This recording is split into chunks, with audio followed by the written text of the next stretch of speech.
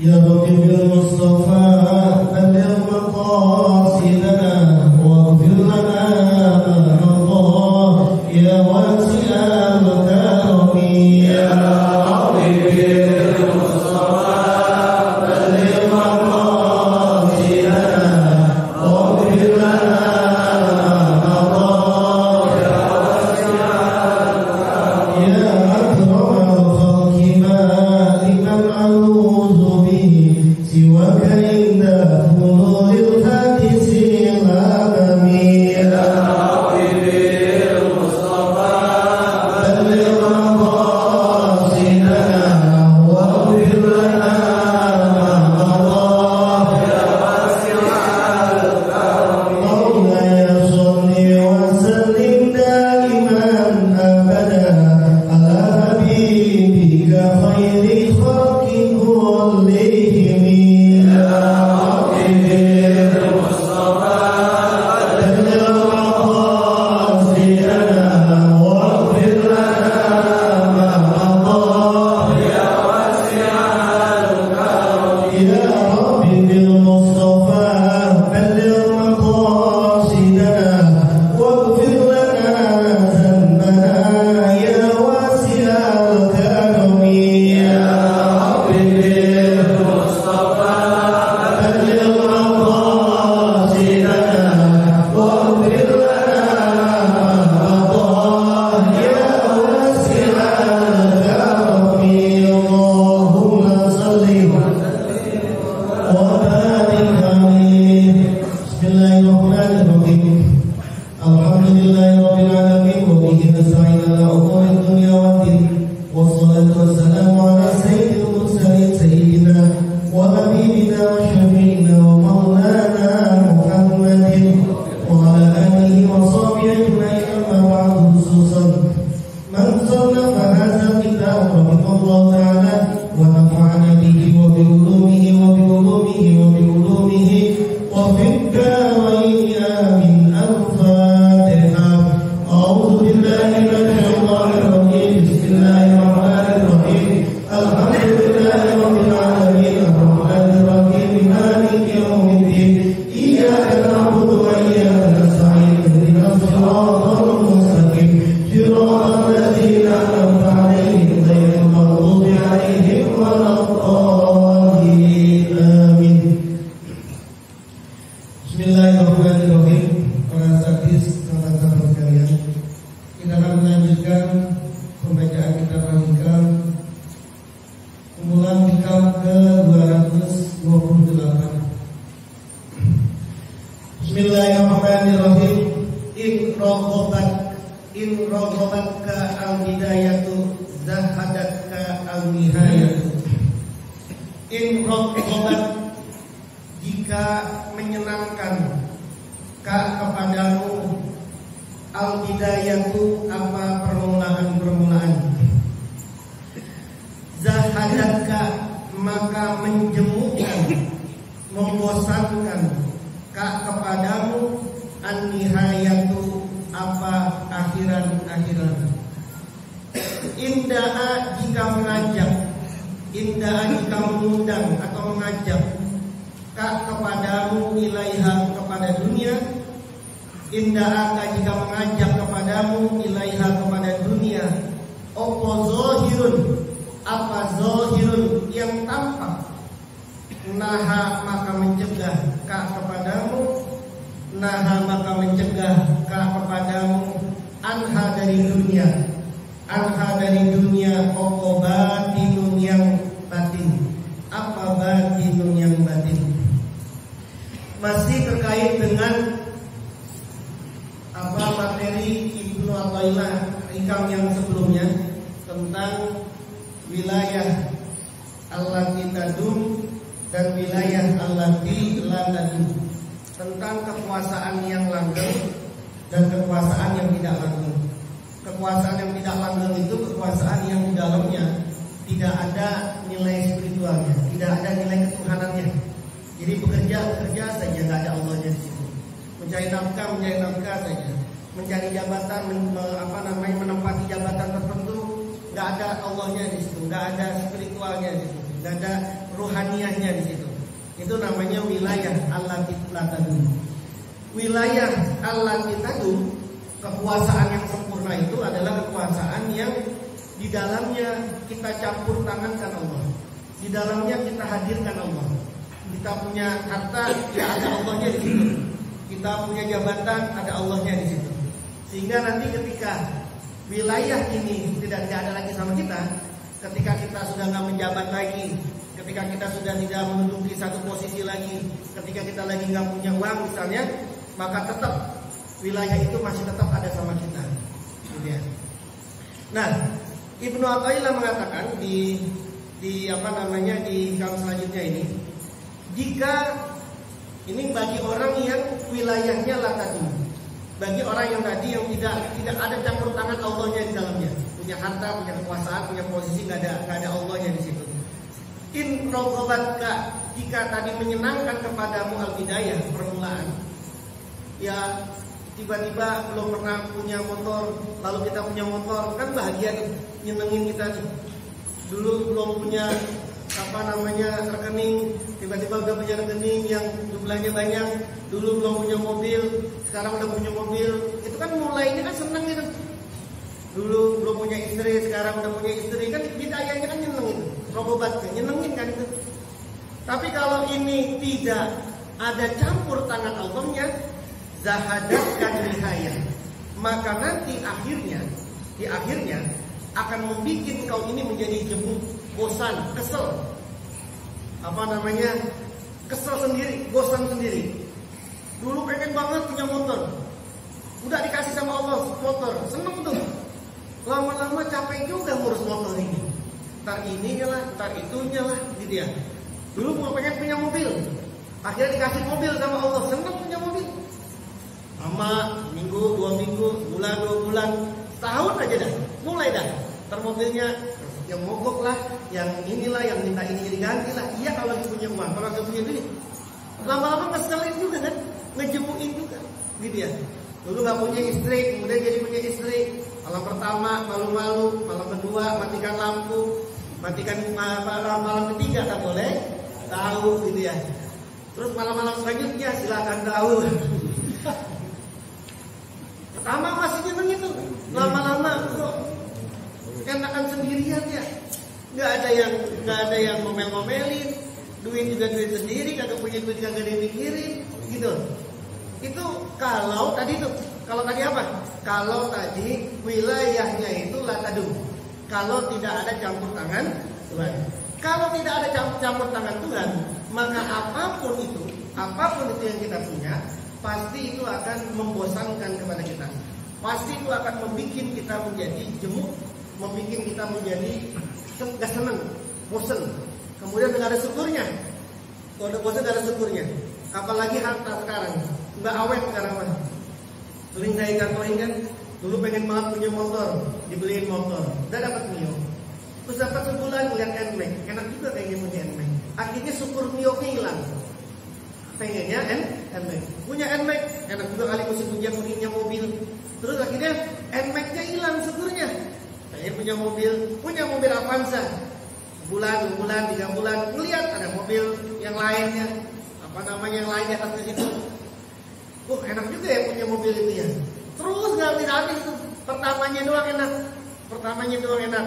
Tapi kemudian selanjutnya adalah membosankan, menjemukan, mengesalkan. Kenapa bisa kayak gitu?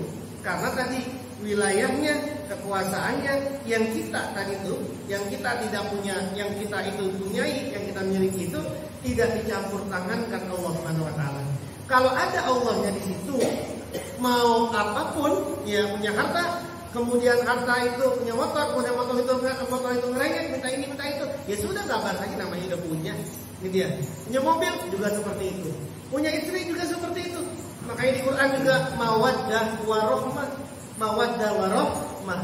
Cinta dulu baru sayang. Karena cinta dulu nih, lama-lama cintanya pudar. Timbulnya sayang. Kalau kemudian nggak ada spiritualnya di sini, kalau nggak ada Allahnya di sini, ya sudah itu lah. Setahun 2 tahun udah bosan begini. Dia nyari sono lagi dia. Nah makanya seperti itu.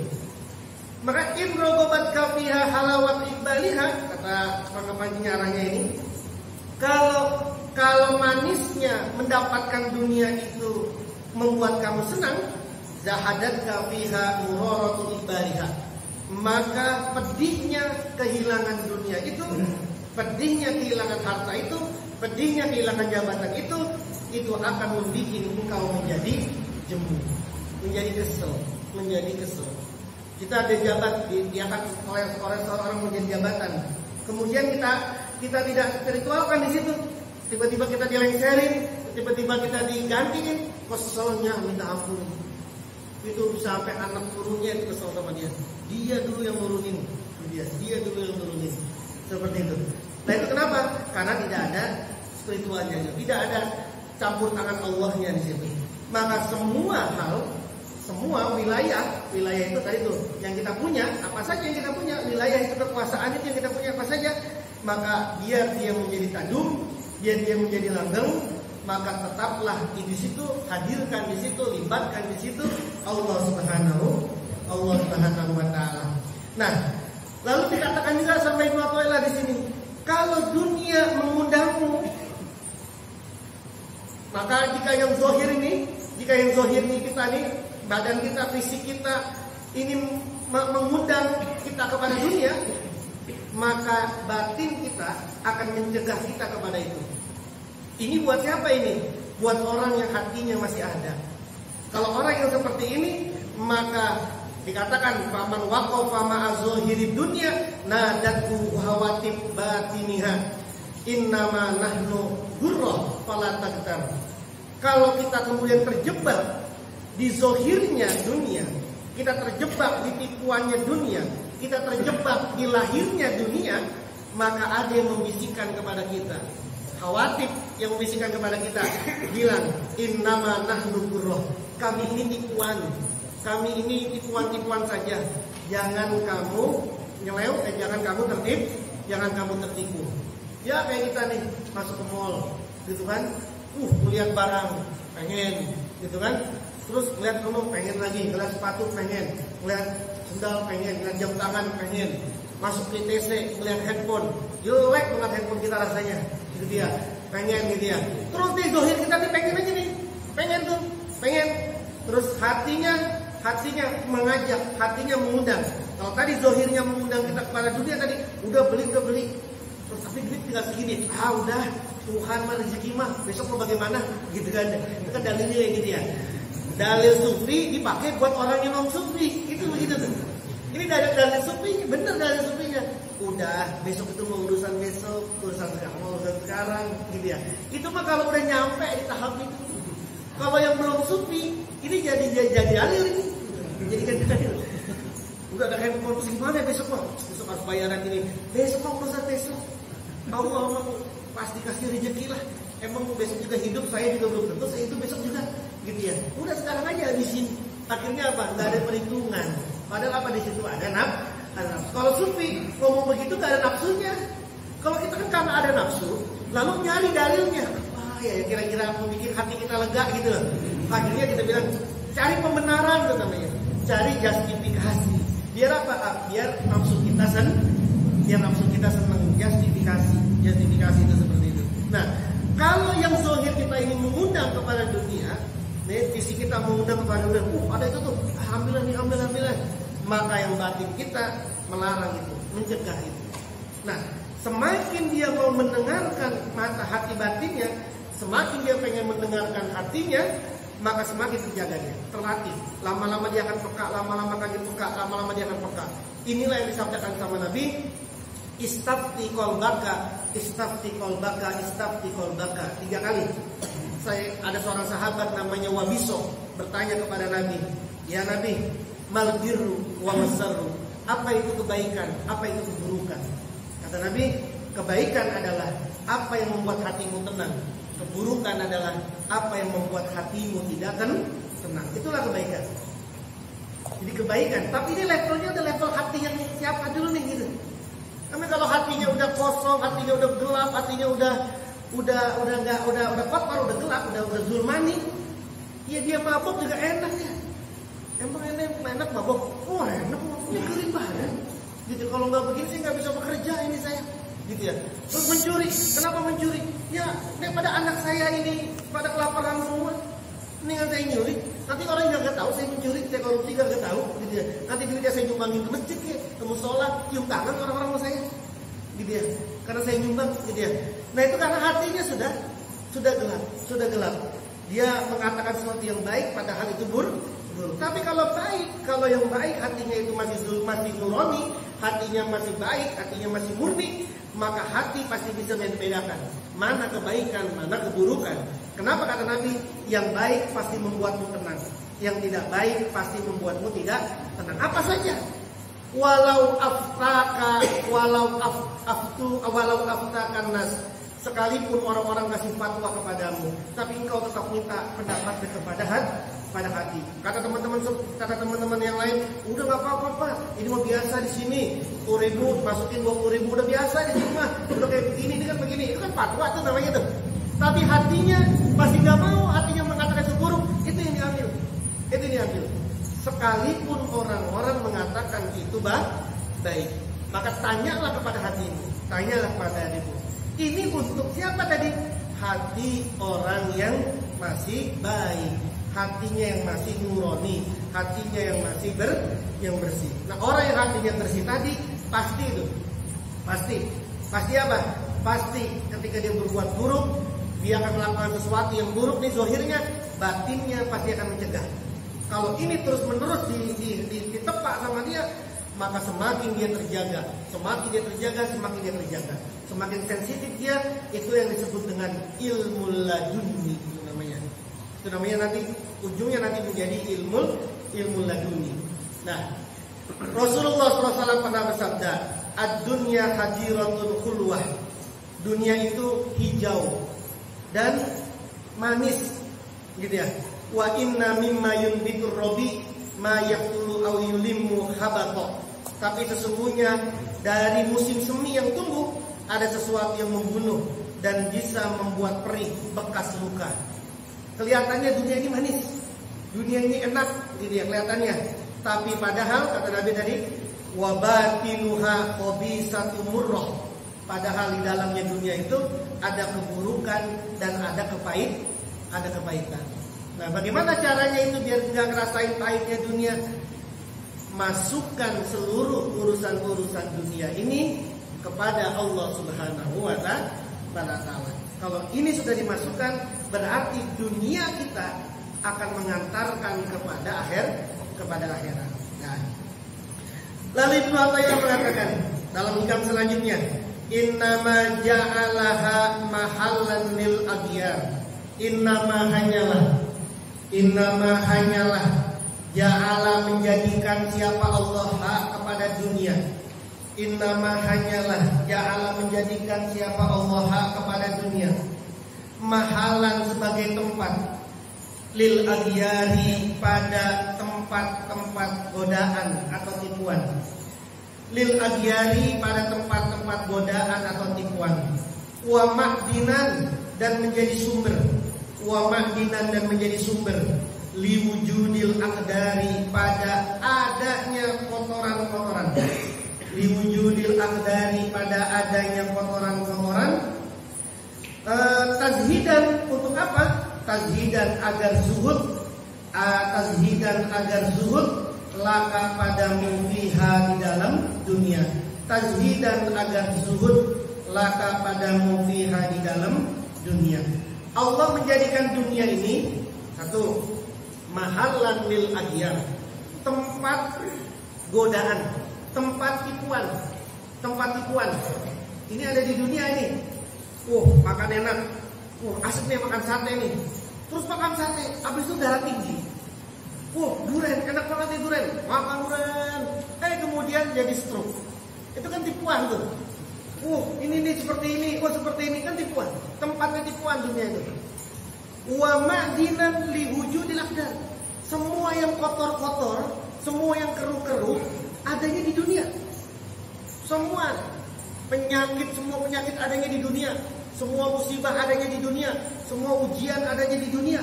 Nanti pada akhirat udah gak diuji lagi, orang mukmin udah gak diuji. Jadi ya, udah nggak ada musibah lagi di akhirat. Bagi orang mukmin udah nggak ada musibah.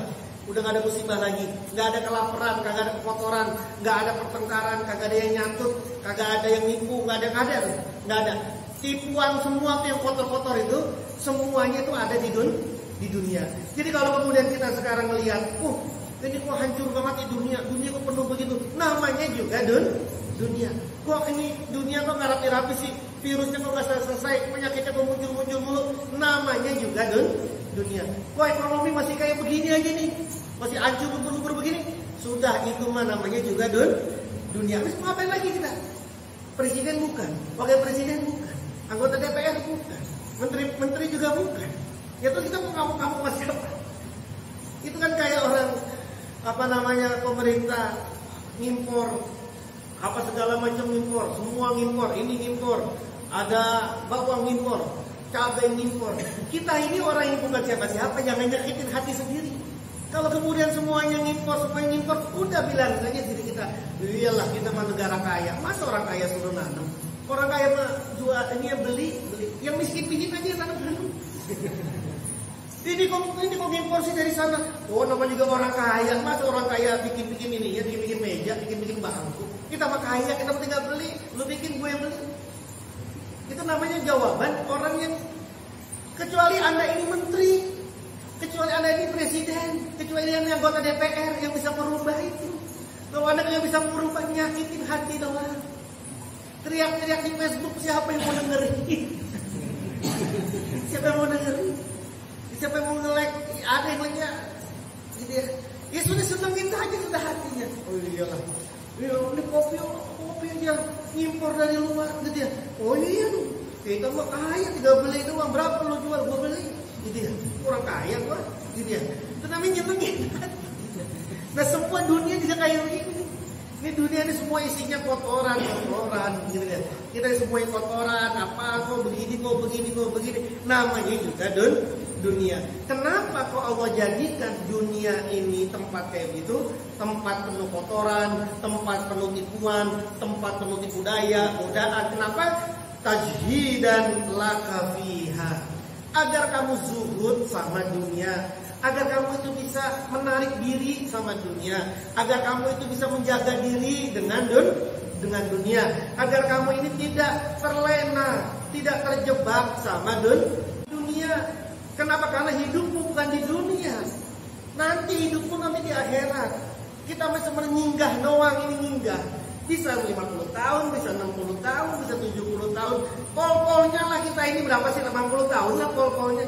Kalau sekarang umur kita udah 50, ya syukur-syukur 10 tahun lagi masih hidup, syukur-syukur. Gitu ya. Dia kan tinggal hitung-hitung saja gitu kan. Biar apa? Tazhidan laka fiha. Agar kamu itu zuhud sama dunia. Nanti betahnya nanti di sana. Sudah nanti betahnya di sana. Kalau memang kita sekarang miskin di sini ya sudah. Fid dunya miskinan wa fil akhirati ghaniyan gitu. Jangan nanti fid dunya miskinan wa fil akhirati miskinan. Syukur-syukur fid dunya ghaniyan wa fil akhirati ghaniyan. Gitu ya. Nah, makanya kenapa kalau Allah bikin seperti itu? Kenapa kalau Allah membuat dunia ini seperti ini? Agar ini tadi nih, agar kita ini bisa menarik diri sama dunia, agar kita ini semua bisa menarik diri sama dunia, dan kemudian kita ini mau kembali kepada Allah Subhanahu wa Ta'ala, agar ruh kita gitu ya, agar ruh kita tidak menetap di sini, fatab qadaiman fi alamil asbah, agar ruh kita ini tidak menetapnya cuma di alam asbah saja, agar ruh kita ini tidak cuma ada di alam dunia saja, tapi wal maksud minka huwa ar-rohil ila alamil arwah. Tapi yang nanti dituju adalah darimu, engkau berangkat ke alam arwah, ke alam ruh. Kita ini masih hidup, tapi ruh kita jangan cuma ada di sini gitu. Kita kan masih hidup nih, kan sering saya sampaikan. Ruh kita kan sekarang masih ada di dunia, kita masih ada di dunia. Tapi ruh kita jangan main di dunia mulu. Itu namanya ruhnya masih di alamul asbah. Orang yang terlalu enak mulu hidupnya, nggak ada Tuhannya, nggak ada spiritualnya, nggak ada Allahnya, enak terus hidupnya. Pokoknya mau apa aja enak, mau aja apa enak, mau ini ada, mau itu ada. Nggak bisa naik ruhnya, itu nggak bisa naik, nggak bisa ruhnya naik, itu nggak bisa. Kenapa? Karena dia tidak punya keperluan, dia tidak punya kebutuhan, dia tidak punya keterdesakan. Karena dia punya kebutuhan, punya keperluan, punya keterdesakan, itulah yang membuat ruhnya naik. Dengan cara apa? Dengan cara dia munajat kepada Allah, dengan cara dia zikir kepada Allah. Sehat mulu nih hidup kita nih, kita ini hidup sehat mulu nih, nggak punya kita rasa nikmatnya sehat, nggak punya kita itu. Tapi ketika nanti kita lagi sakit, baru terasa enak banget ternyata sehat itu, mahal ternyata sehat itu. Akhirnya apa kita? Doa, minta kesembuhan. Nah, doa itu menjadi pintu masuk kita kepada Allah, menjadi pintu masuk ruh kita bisa menjadi keluar dari alamul asbah sampai ke alam arwah. Seperti itu. Kalau kita senang mulu, kaya terus, kagak punya duit mulu, tidak punya duit, nggak bisa kita nikmatin, nggak bisa itu, nggak bisa kita tahu susah itu, nggak ada nikmatnya juga itu. Kenapa? Karena nggak pernah tahu susah. Karena kita ini susah dan sering terdesak, sering punya keperluan, sering punya hajat, sering punya keterdesakan, akhirnya kita apa? Wirid, zikir, terus munajat kepada Allah. Semakin kita ini punya perlu sama Allah, semakin tinggi wirid kita. Semakin kita ini mendesak kepada Allah, semakin merintih-rintih kita kepada Allah, kan gitu. Semakin kita punya hajat, kan semakin merintih kita, semakin ngerengek, semakin nangis, ya Allah, besok gimana ya Allah, nasib saya bagaimana ini ya Allah. Akhirnya kan seperti itu tuh. Itu yang membuat akhirnya ruh kita naik tuh dari alamul asbah menjadi naik ke alamul arwah. Nah, semakin Anda diuji seperti ini, semakin tinggi ruh kita naik. Tapi kalau itu dibarengi tadi tuh, dikasih musibah, dikasih ujian, dikasih sesuatu sama Allah, diuji sama kita terus mendekat terus sama Allah. Nggak lari nih, tapi malah mendekat. Sholatnya makin rajin, wiridnya makin rajin, zikirnya makin rajin. Ditimpa musibah lagi sama Allah, diuji, makin rajin lagi. Maka itu yang membuat ruh kita lama-lama naik dari alamul asbah menjadi alamul arwah. Tapi kalau diuji sama Allah kabur,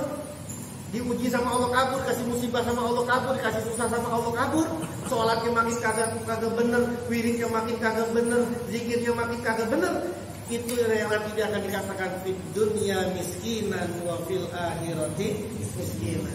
Nah, akhirnya Ibnu Athaillah mengatakan begini sebagai penutup dari ikam ini. Alima mengetahui siapa Allah. Annaka bahwasanya engkau kamu la takbalu tidak bisa menerima siapa kamu.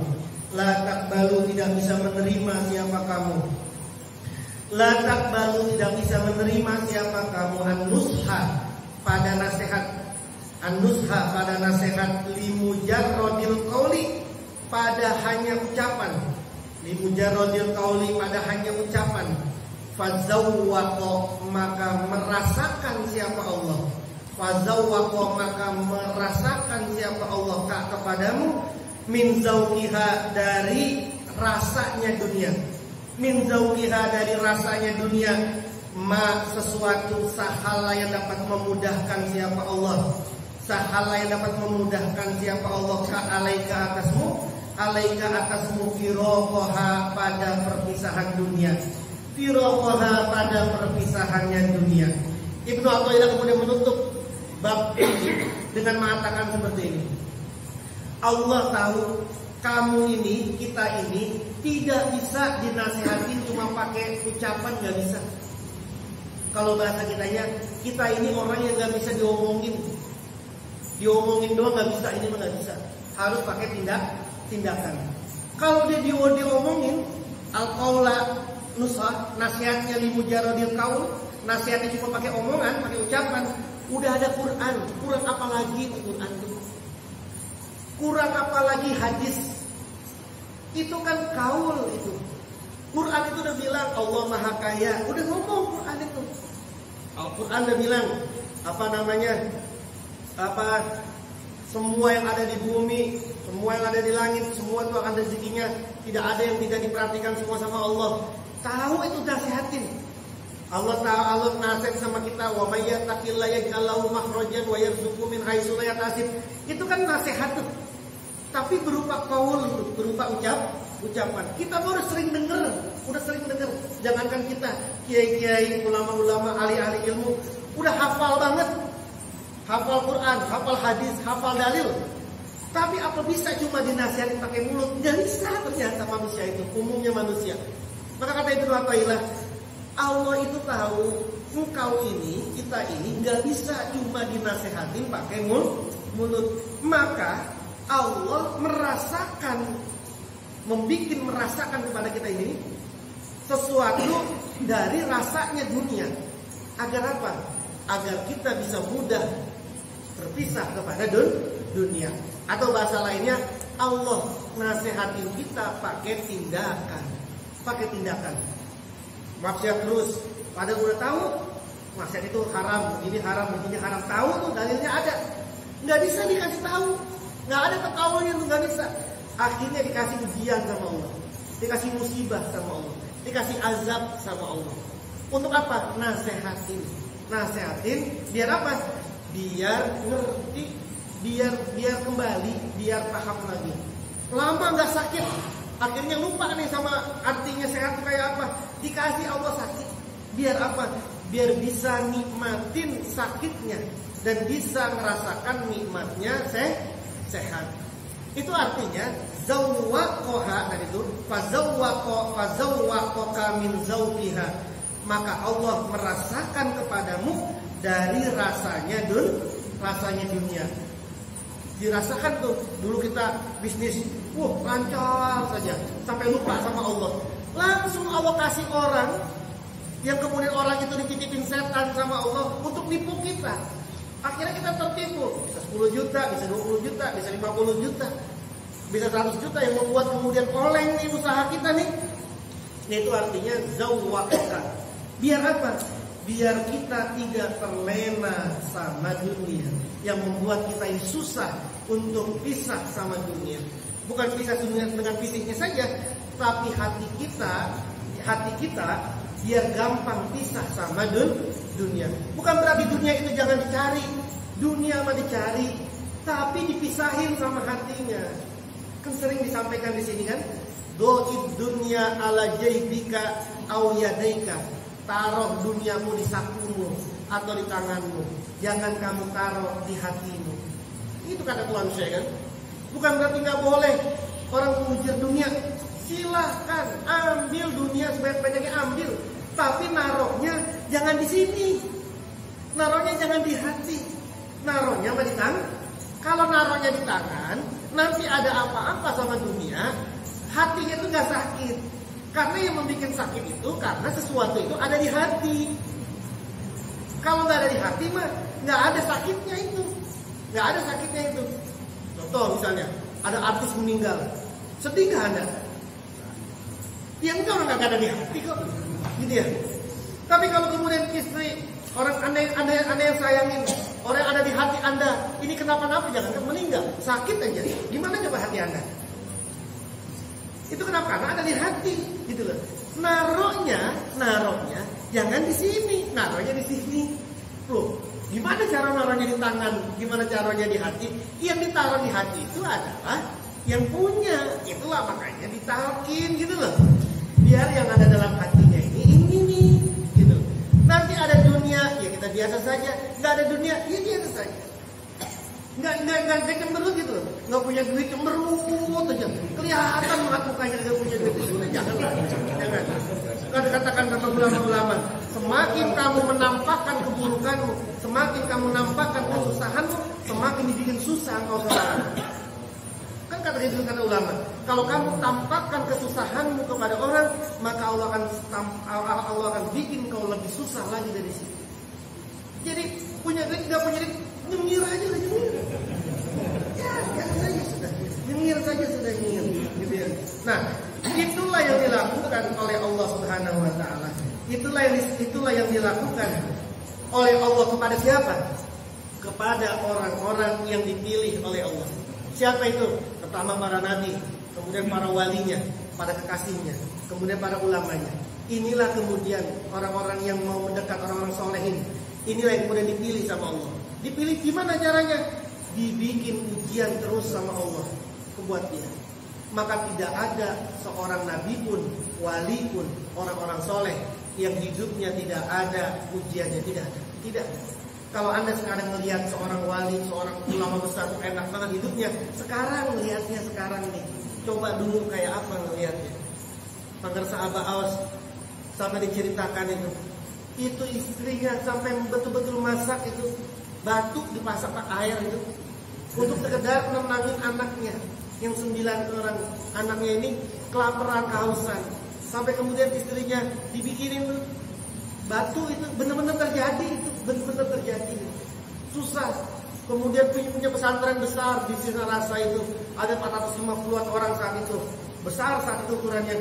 Terus Abah Aus lalu kemudian ke Abah Anom, berguru kepada Abah Anom, bertoreko. Semua orang santrinya bubar semua. Kenapa? Karena dapat fitnah. Toreko itu sesat, surela itu sesat. Akhirnya Abah Aus dikucilin, diboikot. Jadwal Jumatnya nggak boleh, di sini nggak boleh minggu Jumat, di sini nggak boleh. Pokoknya dibilang sesat, santrinya habis, gitu ya. Kayak begitu ujiannya. Maka ujiannya itu al-imtihanu biqadril imkan. Ujian itu ujian itu seukuran tempatnya. Wa kullu mihna tazidu makna. Dan setiap ujian itu akan menambah kepada kedudukan. Jadi setiap ujian itu seukuran tempatnya. Kalau ujiannya wali beda sama ujiannya nabi pasti lebih besar ujiannya nabi. Ujian orang solihin itu beda dengan ujiannya wali. Ujian kita sebagai orang biasa beda sama ujiannya para solihin. Jadi jangan kita nandingin ujiannya wali, nandingin ujiannya orang soleh aja belum tentu kita ini. Itu itu al-imtihanu biqadril imkan. Ujian itu seukuran tempatnya, dan semua ujian dapat menambahkan posisinya. Ya kayak kita lah, dulu SD ujian naik kepada SMP, SMP ujian lagi naik SMA, kan naik tuh tingkatnya tuh, derajatnya kan naik. SMA ujian lagi lulus S1, S1 ujian lulus lagi S2, S2 S3, S3 profesor. Kan masing-masing kan beda tingkatannya. Dan semakin dia lulus ujian, semakin tinggi derajatnya. Nah, orang-orang tertentu inilah yang dipaksa sama Allah, disengajakan sama Allah, hidupnya diuji dulu. Untuk apa? Untuk hindari dunianya dulu nih, untuk meletakkan dunianya dulu nih, untuk dijadikan, diperlihatkan aslinya dunia itu kayak apa, gitu ya. Dia betul-betul hatinya kembali kepada Allah Subhanahu wa Ta'ala. Nah, itulah caranya Allah Subhanahu wa Ta'ala. Jadi kita yang lagi diuji sama Allah, mungkin belum rapi-rapi, bisa seminggu, bisa setahun, bisa 2 tahun, bisa 3 tahun. Tapi kita lagi diuji sama Allah. Ya sudah, ikutin aja ujian ini. Capeknya namanya juga ujian. Terus pusingnya namanya juga ujian. Mana ada ujian yang tidak capek? Saya pusing banget yang ujian. Ya namanya juga ujian mah pusing atau mah liburan baru enak. Nah, namanya liburan baru enak, namanya ujian juga pusing. Tidak ada ujian yang tidak pusing. Gitu ya. Maka kita yang lagi dapat ujian sudah sabar-sabar. Berakhir nggak? Ya mesti aja berakhir. Masa nggak berakhir ujian? Kapan? Ya nggak tahu lah. Kalau tahu mah nggak usah pakai wirid kita. Nanti ya di ujian, nanti seminggu lagi selesai ujiannya.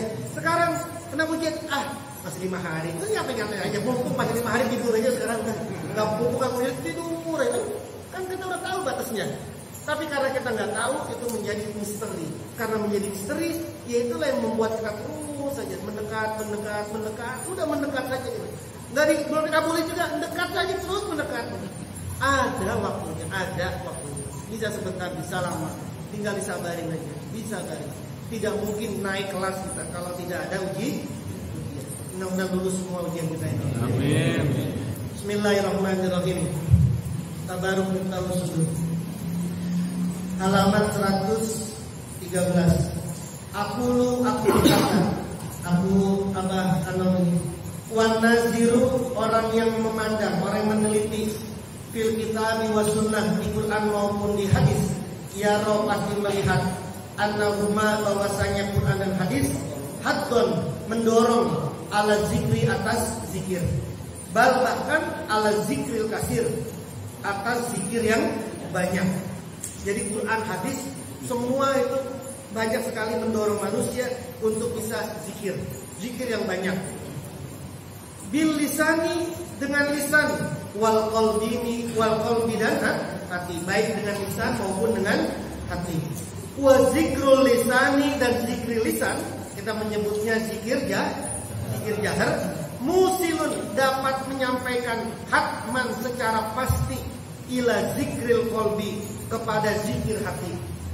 Wa muawwilun, dan dapat mendukung ala zikril qalbi, atas zikir qalbi. Zikir qalbi itu berarti zikir qalbi. Jadi semakin Anda banyak zikir jaharnya, itu akan membuat zikir qalbinya menjadi mantap.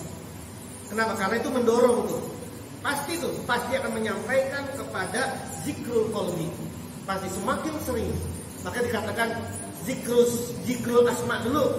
Zikir nama, la ilaha illallah, zikir nama, baru ucapan doang nih. Nama la ilaha illallah kita ucapin tuh. Naik setelah itu zikrul sifat. Zikir sifat. Sifat apa? Sifat Allah. Yang la ilaha illallah sifat Allah. Oh, Allah maha ini, Allah maha ini, Allah maha itu.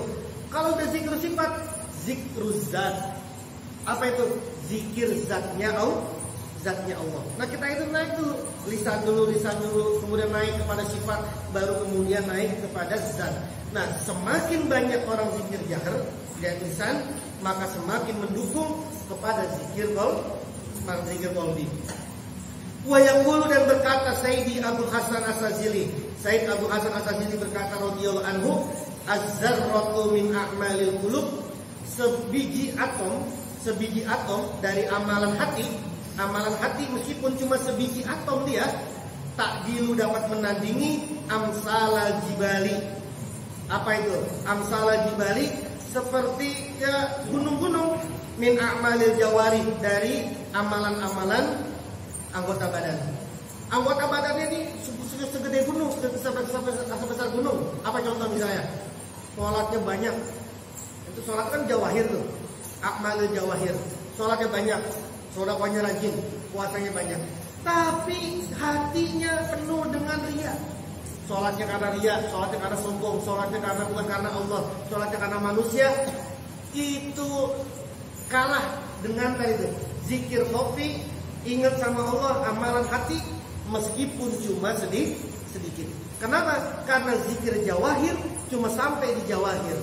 Padahal Allah adanya di bawah kita. Sholatnya nggak sampai, puasanya nggak sampai, sedekahnya nggak sampai. Karena yang menyampaikan itu semua, yang mendorong itu adalah tadi itu qalbi, hatinya tadi itu. Wal yahzar, hendaklah hati-hati al muriduna, para murid, min dasa isi syaitani, dari bisikan-bisikan setan, dari godaan-godaan setan. Faqad yasuddahu an zikrillah, maka sungguh setan itu menghalang-halangi manusia an zikrillah, dari zikir kepada Allah, biwaswasatin khobisatin, dengan was-was, bisikan-bisikan yang buruk. Setan ini goda-goda kita nih, lagi zikir ini, pasti itu digoda itu, biwaswasatin khobisah, dengan bisikan-bisikan yang buruk. Udah selesai aja, nggak lama-lama, udah selesai aja, udah. Habis itu ada urusan tuh, habis itu ada urusan, udah bisik-bisikin terus tuh, gitu ya. Fayulki fi sodrihi, maka setan itu nyampe di dalam hatinya, terus sampai ke hatinya tuh, udah sayyiduna aja, udah sayyiduna aja, gitu ya. Terus udah digituin itu, di anaka, lalu kemudian melemparkan digoda lagi di hatinya digoda lagi. Anaka, bahwasanya kamu, kata setan, tazkuru bilisanika walaysa fi qalbika udur. Udahlah, kamu ngapain sih zikir pakai mulut doang, hatimu pada kagak husuk, buat apain, nggak nyampe. Gitu kan, itu godain tuh. Nanti zikirnya pakai mulut doang, kagak pakai hati, nggak nyampe tuh, udahan aja. Ntar aja kalau udah enak baru zikir lagi, gitu. Ntar kalau udah seneng baru zikir lagi, kan lagi susah, udah main handphone aja, cari siapa tahu ada apa gitu di situ, gitu ya. Terus gitu ya. Itu tuh. Kenapa? Karena udah percuma, lisanmu itu cuma lisannya doang, kata setan gitu tuh. Fama faidatu hadza zikri, apa faedahnya zikir ini, kata setan. Buat apa? Gak ada faedahnya, nggak nyampe gitu ya. Maka itu godaan setan tuh. Inna hadza zikra, maka ditegasin, sesungguhnya zikir ini wujudu ini masih setan ngomong nih. Ini masih setan ngomong. Inna hadza zikra, sesungguhnya zikir ini wujuduhu, wujudnya ka'adamihi, seperti tidak adanya. Wujudu adamihi ini mah zikirnya enggak dianggap cuma la faedata, tidak ada faedah minhu darinya, wala samrota, tidak ada buahnya lahu padanya. Fa'ari nafsaka minhu, maka dinasihatin sama beliau ini, kalau udah kayak begitu, fa'ari, maka tenangkanlah nafsaka dirimu minhu dari godaan syaitan, tenangin dirimu. Wal ya'lam, dan ketahuilah al muriduna, para murid, annal ghaflata, bahwasanya lupa, aniz zikri, dari zikir, syarrun, itu lebih buruk, minal ghaflati, dari lupa, fi zikri, saat zikir. Ini seperti kata Ibnu Athaillah, zikir, lupa dengan zikir, lupa zikir itu lebih bahaya daripada lupa di dalam zikir. Lupa sama Allah itu lebih bahaya dari begitu. Digodain, aduh kok kagak ada rasanya sini zikir. Udah terusin aja, terusin. Makanya gitu. Zikir kalau lagi enak berhenti, kalau lagi enak terusin. Yang banyak kagak enak pada terusin. 200 masih kagak enak rasanya, terusin. Tapi enggak enak, kalau enak berhenti. Gitu ya. Kalau enak berhenti. Nah, Sayyiduna Muhammad Rasulullah. Enak. Jadi gitu. Hati-hati juga. Mimpin zikir itu hati-hati. Ya. Lihat suasana. Karena zikir itu yaski, saling memberi minum. Ruh ini saling memberi minum. Orang zikir rame-rame kayak gini nih, itu saling memberi minum. Saya memberi minum Anda memberi minum saya gitu. Itu zikirnya tuh. Sehingga ketika ini nanti zikir sama-sama, kalau kemudian ada sesuatu di sini gitu ya, maka kemudian hendaknya diberhentikan. Karena nanti bisa menjadi over.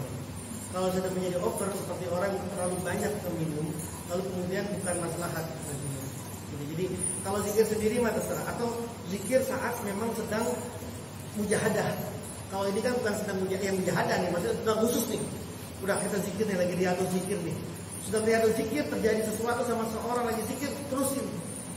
Yang penting ada yang mantau, karena lagi riyadhus. Tapi kalau lagi umum, bukan lagi riyadhus, bukan lagi tempatnya, itu segera berhenti.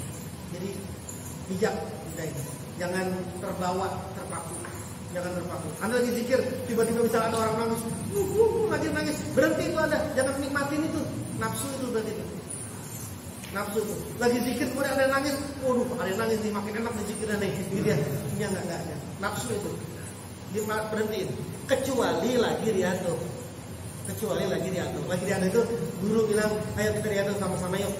Zikir bareng-bareng. Satu malam, satu tempat, zikir bareng-bareng. Itu terjadi, sudah terusin, apapun yang sudah terjadi terusin sudah. Yang penting gurunya yang memimpin punya tanggung jawab di situ. Gitu ya. Jadi seperti itu yang diajarkan dalam toriko. Al-Fatihah. A'udzubillahi minasyaitonir rajim. Bismillahirrahmanirrahim. Alhamdulillahirabbil alamin arrahmanir rahim maliki yaumiddin. Iyyaka na'budu wa iyyaka nasta'in ihdinas siratal mustaqim siratal ladzina an'amta 'alaihim ghairil maghdubi 'alaihim waladdallin. Wa may yahdihillahu fala mudilla lahu.